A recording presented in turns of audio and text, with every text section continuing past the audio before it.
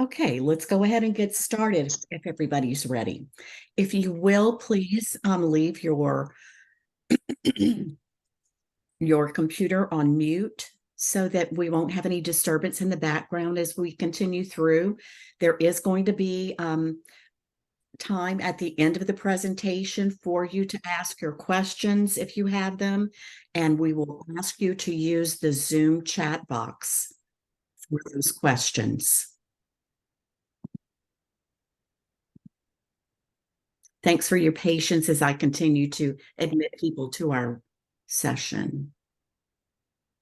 Okay, as I mentioned before, my name is Ann Carmichael. I work with LELA, a nonprofit college access organization. We are located here in Baton Rouge. Many of you may have heard of us before, but we do provide information free of charge to all Louisiana high school seniors and their parents as they prepare for college. Now, it's important to note that it is your responsibility to make sure that you understand the total cost of attendance on your college campus. So when you're doing your school searches, most often they will have their tuition and sometimes fees included in their cost of attendance, but you need to make sure that you are prepared to pay for all of the expenses associated with your academic year. I'm going to ask one more time to make sure everybody has their devices on mute so that we don't have any background noise as we continue through the presentation.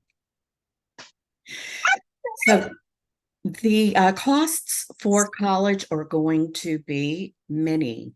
You will see here through the charts that you will be required to pay for equipment, books, and supplies, everything you're going to need to be able to complete your academic year. Personal expenses. If you're living away from home, you may be responsible for doing your own laundry or paying your own phone bill, fueling up your car to get back and forth and around campus. Room and board, which is the big one. If you're staying on campus, you will have to make sure that you are responsible for these expenses. And then tuition and fees. We all know what these are. In addition to your tuition, you might be asked to pay technology fees, parking fees, library service fees. So make sure you're doing your homework to understand your total cost of attendance. But the good news is that financial aid is available from the U.S. Department of Education, the state of Louisiana, your college or career school, and nonprofit and private organizations like LELA. There are 3 types of federal student aid, and I like to reorder these because you want to consider your free money first, which are your grants, your federal grants, we'll talk about in a minute. Then I'm going to move federal work study into the number 2 position because these are jobs that are offered on campus for those of you who are interested. This is earned money, so it does not have to be repaid. And then lastly, you'll look at your student loans, which are the borrowed money. You can see from this chart the exact amounts or up to these amounts of each of these federal programs. Most all of us have heard of the federal Pell Grant, but there's also the federal Supplemental Education Opportunity Grant, the Teach Grant, service grants. Then you'll move down to federal work study, and then you will come to your student loans. Now, there are several types of federal student loans. And we will talk more about these in a moment, but they are the direct subsidized loan, unsubsidized loan, and plus loans for those of you who have parents who also would like to participate in paying for your college experience. I want to speak a minute about federal work study.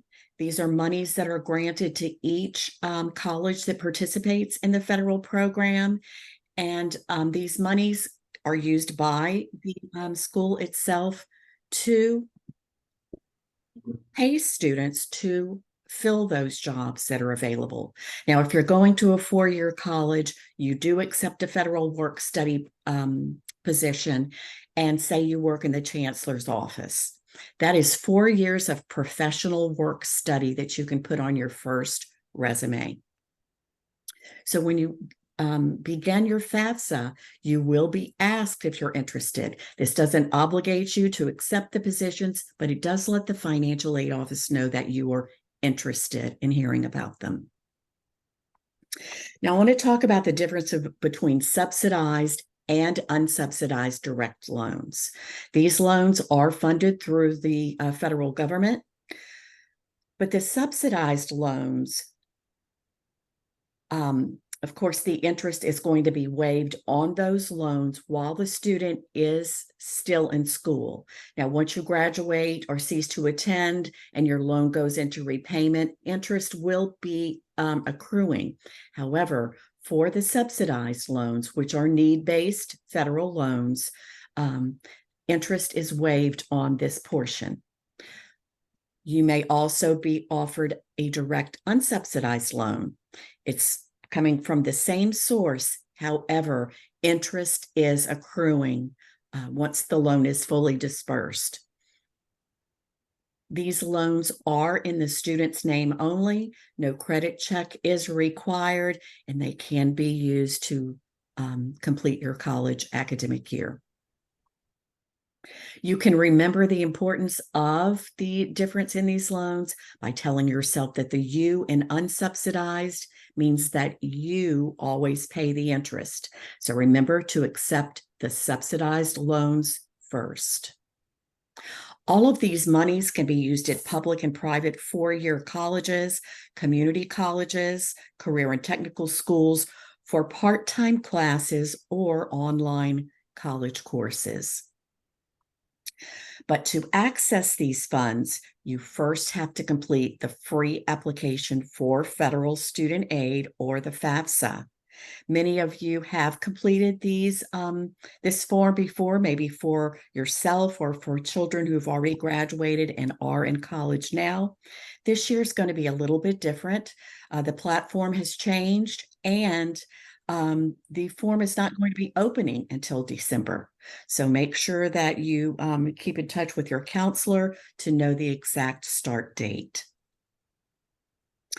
Be sure you're meeting all the deadlines. Each college is going to have a priority financial aid deadline. That means if you are applying before that priority deadline, you will be considered first on that campus for financial aid.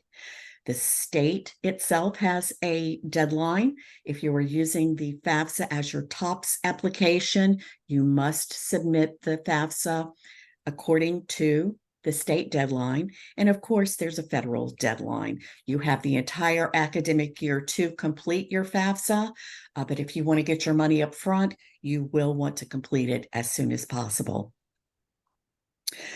Who can complete a FAFSA?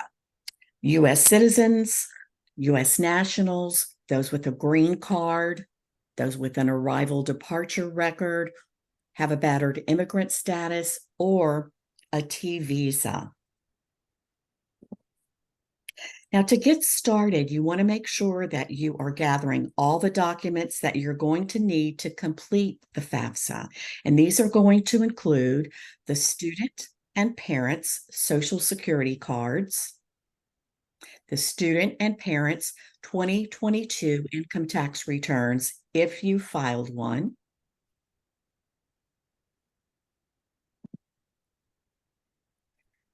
W-2s for the year 2022, if you worked during that calendar year, for the student and parents.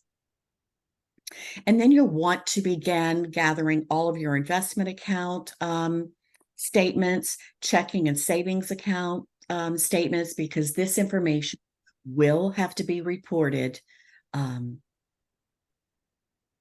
the FAFSA itself. We're going to begin by using this information, some of this information, to create your federal student aid ID. Now, as I mentioned, the FAFSA for 2024-25 academic year, which you all will be freshmen that year, will not open until December. We don't have an exact date at this point, but we're told sometime in December. What you can do at this point is create your Federal Student Aid ID or FSA ID. And I would like to show you this brief tutorial created by Federal Student Aid.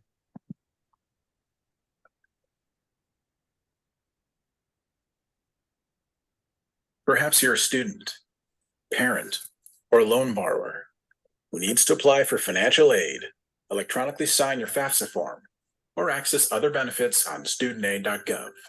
To take full advantage of all the resources and log into studentaid.gov, you'll have to first create an FSA ID. Your FSA ID gives you access to Federal Student Aid's platform and can serve as your legal signature.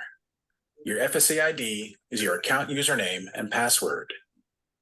To prepare to create your FSA ID, have your social security number, mobile phone, and/or your personal email address handy. To start, navigate to studentaid.gov and select Create Account. Once you're on the Create Account page, select the Get Started button. If you are completing a FAFSA form and are considered a dependent student, keep in mind that you will need to create your own separate FSA ID using your own personal information. A mobile phone number, email address, and social security number can be associated with only one FSA ID. For helpful tips throughout the FSA ID creation process, select the question mark icons that display next to each field. I think we just have to do financial aid. You'll create your username, enter an email address, and create your password. We want your tops. Not using your school-based email address. You're talking about taking a loan To out. access your Federal Student Aid account after you graduate. Make sure you don't include private information such as your name or date of birth as part of your password. Quick tip, remember, an email address can be associated with only one username and password. Boss says is taking out money. Next, enter your permanent address and mobile phone number. Indicate if you want to use your mobile phone for account access. We highly recommend this option, as it allows you to use your mobile for two-step verification and will help you access your account if you forget your username or password in the future. After selecting Continue, you'll be prompted to choose your communications preferences. On the Communications Preferences screen, select if you'd like to receive required communications from us via email or by postal mail. We recommend email. Besides the required communications, we'll occasionally send you informational communications about grants, student loan forgiveness, or income-based repayment plans you may qualify for. You can opt to receive these by email, text message, or both, or choose not to receive informational communications. You'll also have the option to select English or Spanish as your preferred language for the communications we send you. Next, you'll select 4 challenge questions and answers. Memorize or keep these answers in a safe place in case you need them to help access your account in the future. Choose a question using the drop-down and add your answer in the text box. Select Show Answer to see your answer as you type it. Your answers are not case sensitive. You're almost there. On this step, you can review your information and confirm everything looks correct. If you need to make a correction, select the Edit button within that tile of information. After ensuring your information is correct, review and agree to the terms and conditions at the bottom of the screen. Now you'll add two-step verification to safeguard your account. Whenever you sign in, we'll send a secure code to make sure it's really you. You can choose whether you prefer email, text message, or an authenticator app. We'll begin with your phone number. Select the Verify button under SMS verification. You will automatically be sent a 6-digit secure code. At the same time, a pop-up window will open. Enter the code and select the Continue button.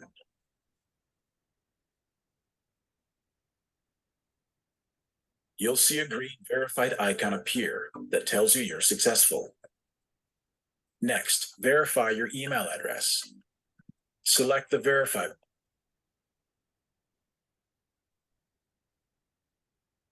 Perhaps you're a student, parent, or loan borrower who needs to. All right, we've started over. Hold on just a moment.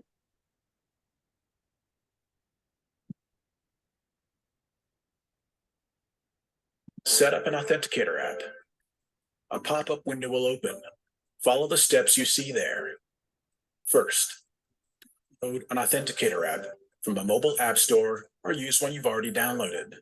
Next, you can either scan the QR code with your authenticator app or copy the key into your authenticator app. Then select Continue. Another pop-up window will appear. Enter the secure code generated by your authenticator app and select the Finish button. You've done it. Two-step verification is enabled. But what if you're in a situation where you can't use the other two-step verification methods? Don't lose heart.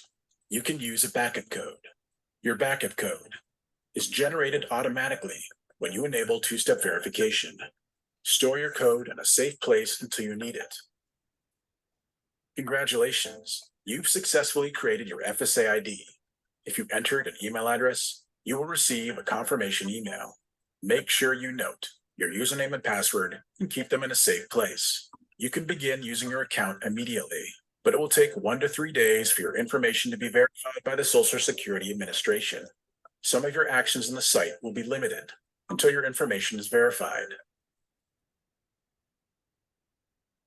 However, with your newly created FSA ID, you can immediately complete and sign a first-time FAFSA form. You can also use your FSA ID to access your dashboard, review your loan balance, and explore additional dashboard features. You are now able to take control of your federal student aid journey and access all studentaid.gov has to offer.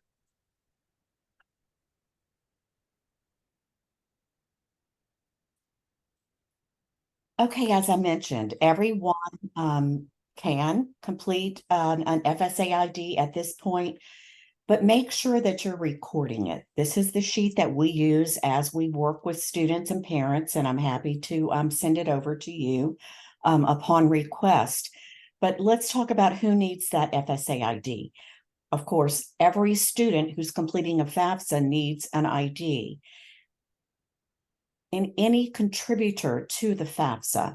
So the parent that provides the student or provided the student with the most financial support in 2022 is going to be the main contributor to the FAFSA. Now, if that person filed a joint tax return with the other parent, then only one parent will need the ID. But if there are going to be several parents that are providing information, maybe that filed their taxes separately, both of you will need an ID. This is what the homepage is going to look like when you log into the new 24-25 FAFSA. Using your federal student aid ID, username, and password, you will begin the FAFSA and identify your role. Are you the student? Or are you the parent who wants to complete their portion of the FAFSA? The information included in your FSA ID will automatically pop up. You'll want to make sure that that is correct. If you need to make some changes, do that before you continue on. And then you, as the student, must consent to have the IRS, the FAFSA, grab information from your IRS tax return from 2022 and drop it into the FAFSA itself. Now, if you did not complete a 2022 income tax return, that's fine, but you still must give consent to have it checked, or you will not be eligible for federal student aid. You could complete the FAFSA, but you will not be considered for aid. The students will complete these 5 sections: personal circumstances, demographics, financials, the colleges to which they're planning to apply, and then, of course, the signature page. For those of you who have already earned college credits, or perhaps you're in the process now, congratulations, that's great. And you will probably be able to finish up college a bit earlier than others. But for FAFSA purposes, you each should state that you are first year freshmen, because they want to know if you have received federal student aid in the past. One of the questions that we receive most often is, am I considered an independent or dependent student? So for FAFSA purposes, you must consider each of these questions as the student, and we'll briefly go over them. Are you currently serving on active duty in the armed forces? Is the student a veteran of the armed forces? Does the student have children or others that will receive more than half of their financial support from that student between January 1, 2022 and June 30th, 2023? At any time since the student turned 13, were they orphaned? Or were they a ward of the court? Or were they in the foster care system? Next, is the student legally emancipated by a court in the state of Louisiana? And then the last consideration is the student in legal guardianship with someone other than their parent or step-parent? If you can answer one of these questions and check the box, please have your supporting documentation available, because you will be asked for this information from the financial aid office at your college. But you will be able to, at this time, if you can answer yes to one of the questions, you will be able to skip over the parent section. The student will then begin to identify his parents. Now, these are legal parents, either your biological or adoptive parents. They will begin to ask questions about the status of those parents. Are they married? Are they married to each other? Are they remarried? And these questions are pertinent because they need to determine, federal student aid needs to determine which parents will be contributors to this student's FAFSA. Once those parents have been identified, the student will be asked to provide their names or social names and email addresses so that an invitation can be sent to the parent to complete the parent section. Now, ideally, you are all there together and you are able to complete the FAFSA in one sitting. But if not, you can invite your parent to contribute to that section. The student demographic section will ask personal information about the student's gender and other questions that pertain to him. We will then move on into the financial section of the FAFSA itself. Information on any earned income from 2022 and any assets that the student is holding at this time. Next, you'll want to enter the colleges you're considering. And remember that only those schools are going to receive your FAFSA data. Federal student aid is not going to send your information out to every school around the country. It will be specifically sent to those colleges that you add. And you can add up to 20 colleges. So make sure you're doing that. Now it's time for the student to sign. So you can see here that all of the sections are complete, but you'll want to drop down each of these sections and double check to make sure that your information is correct. It's easy to make those corrections and edits, and you want to do so before you send it on to your parents. Then you will sign the FAFSA itself. Your contributors at that time will receive information about completing your FAFSA and why they're doing it, what information they'll need to contribute.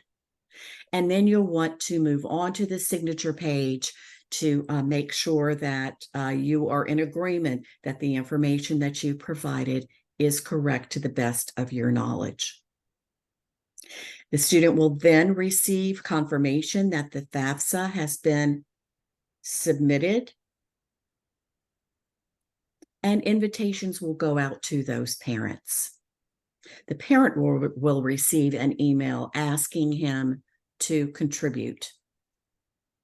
The parent will immediately be asked to agree to have his information downloaded from the IRS into the FAFSA. And again, if you do not consent as the parent to have your information transferred in, your child will not be eligible for federal student aid. And this includes parents who did not complete a tax return in 2022.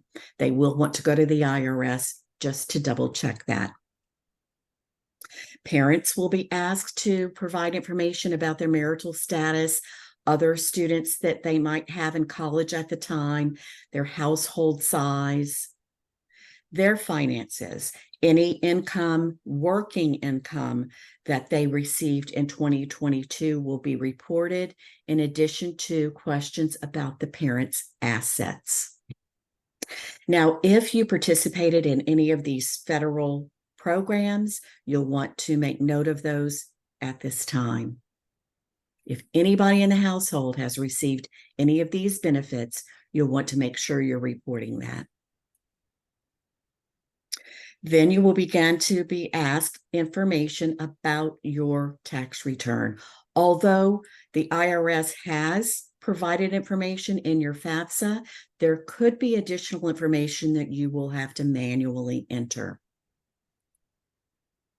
As I mentioned, parents are going to be asked about their family size, and this is the parent who provided the student with the most financial support in 2022. So if that is the parent that perhaps it's not the parent that you're living with, perhaps the other parent must provide information in your FAFSA, you will want to make sure that that parent is giving his family size. That will include you and any other people living in his household.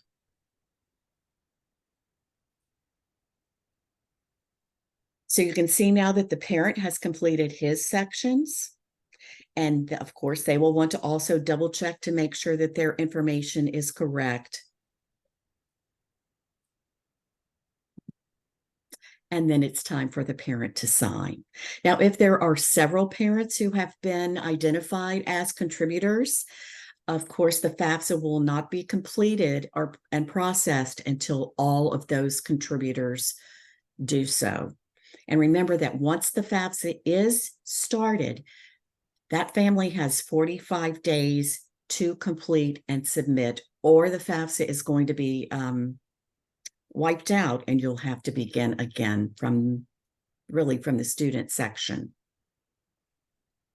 The parent will receive information that the student's FAFSA has been submitted and is being processed, and they'll give you more information on how you can track the progress. Now, what if you are living with someone other than your parents, whether it's your grandparents, other relatives, or others? You will not include their information on your FAFSA unless they have legally adopted you. You must always provide information about your legal parents. Now, if you are in legal guardianship with those people whom you live with, you're going to be considered an independent student and you will not need their information. You will only provide the student portion of the information for the FAFSA. Once the FAFSA is submitted, it's going to be shared with all of the colleges that you've listed in your FAFSA, and the school will begin to determine how much aid you are eligible to receive. They will determine your cost of attendance by looking at the answers to the questions on the FAFSA. Are you going to school and living at home? Are you going to school and living on campus? All of that will be used to determine the student's cost of attendance. They will identify any grants or scholarships that you're eligible for at their school. And the difference between that will be your net price. That is what you're going to be responsible for paying. Now, all schools will will provide you with a financial aid offer. They're not all going to look the same, but they will all show line itemed cost of attendance, any grants and scholarships, student loans they might offer you to meet the gap between grants and scholarships and your cost of attendance, and then any additional financial aid options. You'll want to take a long look at these offers, and if this is the determining,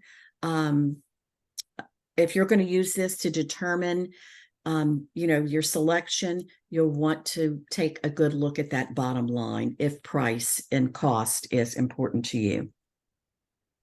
Of course, you'll want to accept your financial aid in this order: grants and scholarships first, federal work study.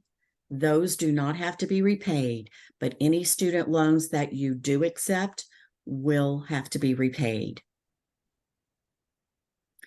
I know that you all are already looking for scholarship opportunities. They can be found through your college and career school, private organizations, perhaps your parents, employers offer scholarships for their students, nonprofit groups, business community organizations. So continue your search throughout your senior year. This is prime time to win those scholarships. Leela is offering a $1,000 Choose Louisiana scholarship for those of you who are planning to stay in the state of Louisiana to attend college. And then a $1,000 FAFSA completion scholarship. If you do plan to complete your FAFSA, you can complete this application now. I will be happy to send links to these scholarships to you upon request. Or you can go to our website, leela.org. Now, if you're going to a pricier college and the student loans that your school has offered you do not meet that cost of attendance, Leela does administer a nonprofit education loan program. It's called Leela Choice, and you can find out more about that at leelachoice.org. Remember that the FAFSA does have to be completed every academic year that the student is in college. So we all have our calendars ready and our date set for December of this year. But on October 1 of next year, you can begin your FAFSA for the sophomore year. We are in the process of publishing our FAFSA completion guide. This is a free resource for all Louisiana high school seniors and their parents. By completing the scholarship application forms, or if you registered for this session, as soon as the guide is available, we will be sending you the electronic version. If you want to take a moment to go straight to the FAFSA completion scholarship application, please use this QR code to do so, and I'll give you a few seconds.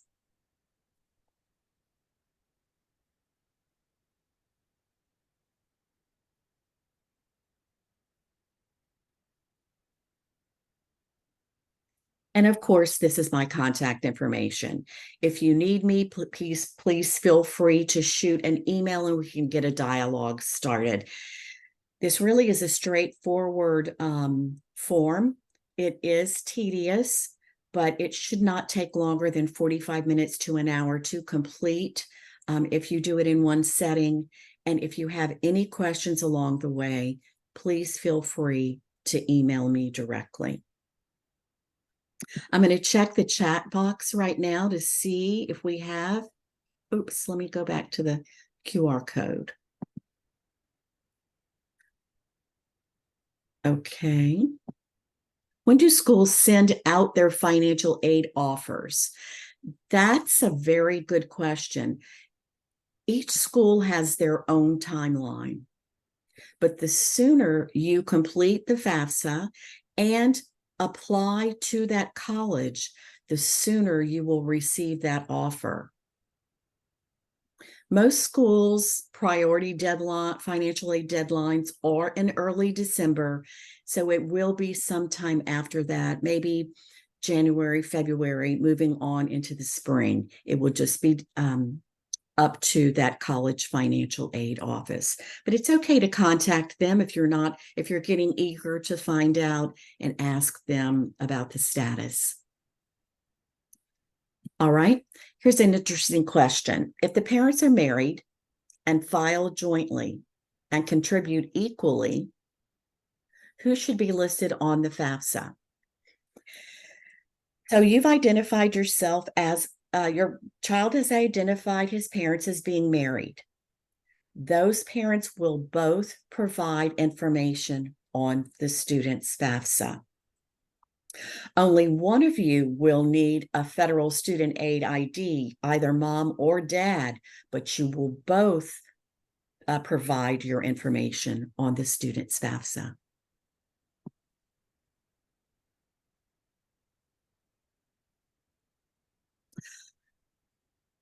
Someone's asking about using 2023 returns.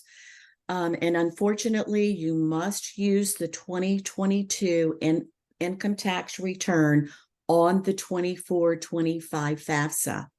Now, if you're in a situation where your income and your living situation has changed since you filed that 2022 return, you will have an opportunity to communicate with the college financial aid office. They might ask you for that 2023 return so that they can make some professional judgments on the award.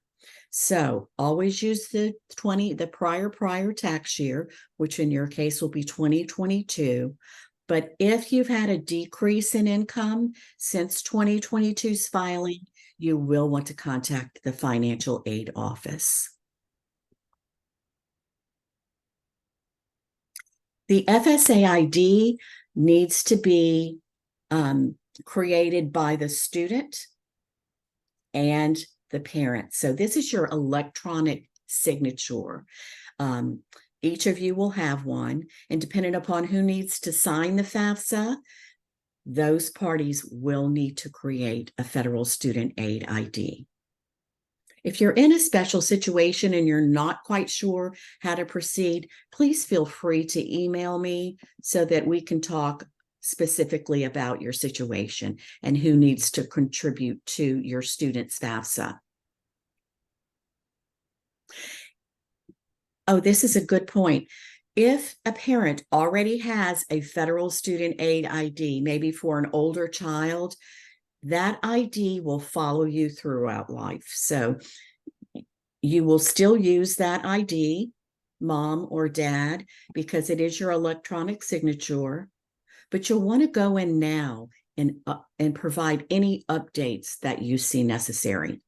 This two-step verification process is pretty new. It just began last year, perhaps the year before, but those who created it prior, where they only had to provide one form of verification, you will need to add that verification process. So everybody should go in and check their FSA IDs if they've already created one. And that's right, both the student and parents needs the FSA ID. All right.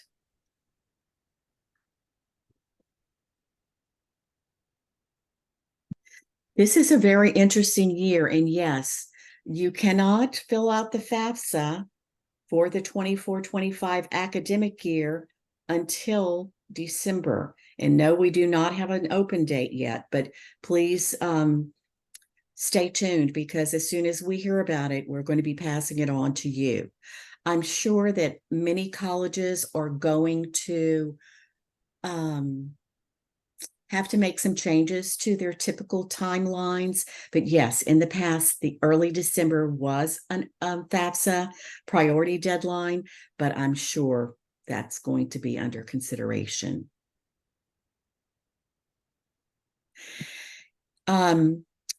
This parent's asking about how to delete an FSA ID and create a new one.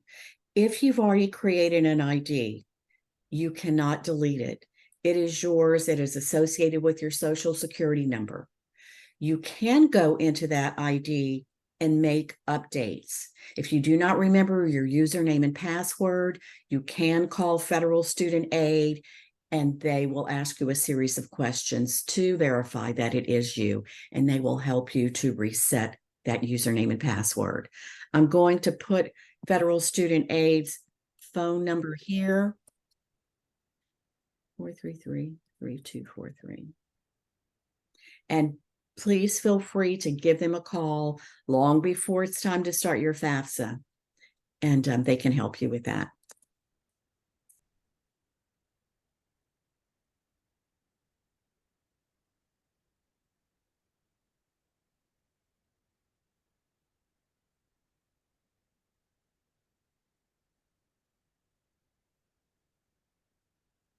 All right, let me see if we have any other questions. For TOPS, is there a certain code we should use, or will any Louisiana college code automatically submit the application for TOPS? The TOPS office receives files from Federal Student Aid probably on a weekly basis, and that lets them know that that student has completed the FAFSA. So that can serve as your TOPS application. How will they know that you are going to a school in Louisiana? They will receive records from every college in the state of Louisiana telling them who has been admitted and who has been attending classes. And that way your TOPS can be matched up with you without having to complete the TOPS application itself. If you do want to speak to someone in the TOPS office, please contact me and I'll send you my contact there. Sometimes it's hard to get through to them, but I'll be happy to provide you with an email address. When renewing each year, must both parent and child complete renewal forms? Yes, you will have to complete the form every year. Some information is going to be transferred over in the renewal, but of course, all the income and asset information must be renewed each year. Let's see.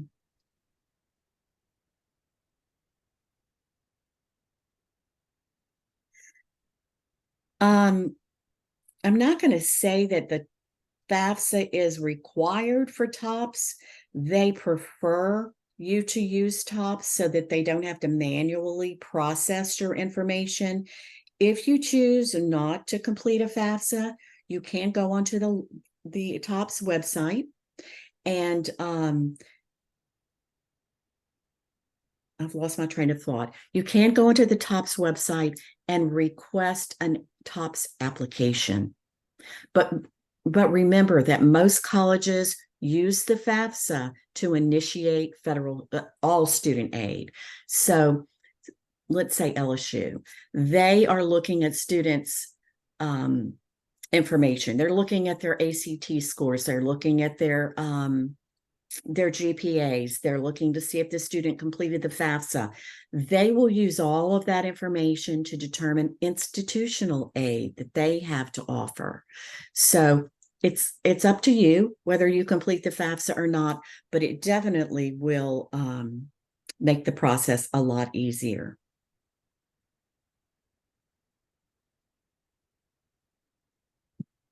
Okay, the phone number for Federal Student Aid is 800-433-3243.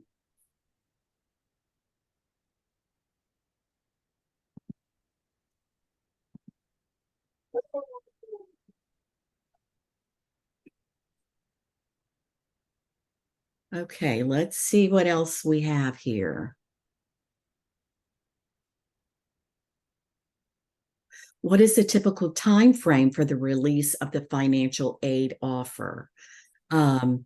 Again, These funds are going to be released once the student is already attending college. So they want to make sure that the student has been admitted, enrolled, and is actually sitting in courses before the TOPS office will release that money.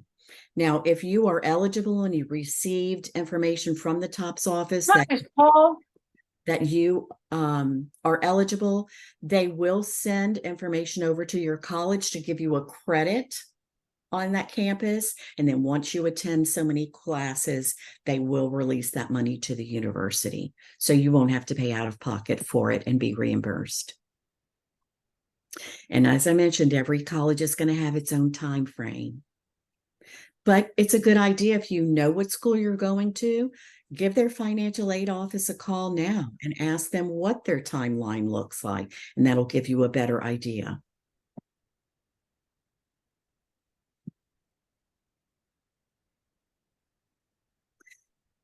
Yes, if you don't need financial aid and you are planning to pay out of pocket for your child's education,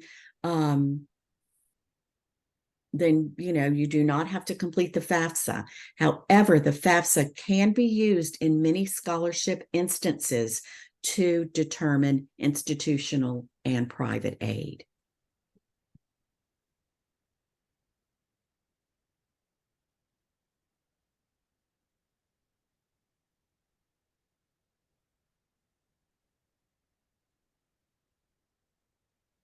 Okay, each university in the state has a code. That's correct. You can list multiple universities for the FAFSA info, which is, yeah, true. The individual university uses this to calculate TOPS into the student's fee bill. Thanks for that information, Eric. But I'll tell you this, we are not the TOPS office. I would urge you to go to their website and do your own research. And if you need to speak to somebody independently, I'm happy to help you.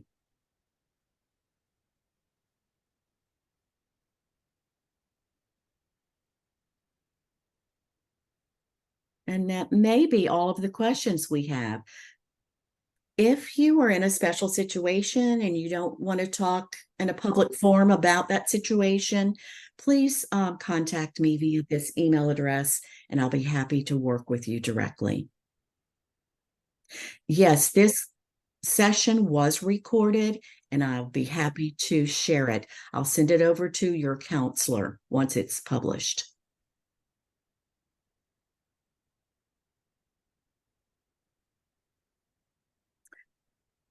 Okay, nobody else has questions, then we'll end our session for the evening.